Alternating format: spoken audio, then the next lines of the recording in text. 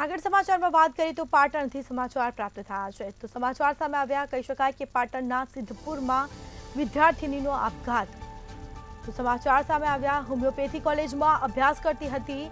મેવાડા વિસ્તારમાં મકાનમાં આત્મહત્યા કરી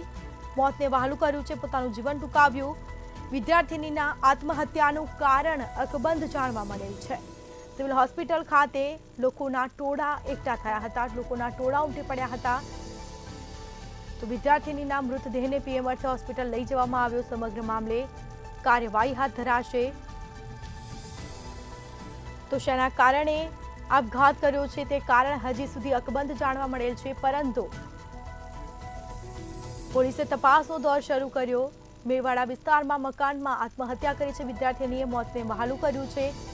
સમગ્ર મામલે તપાસ હાથ ધરાશે કાર્યવાહી હાથ ધરાશે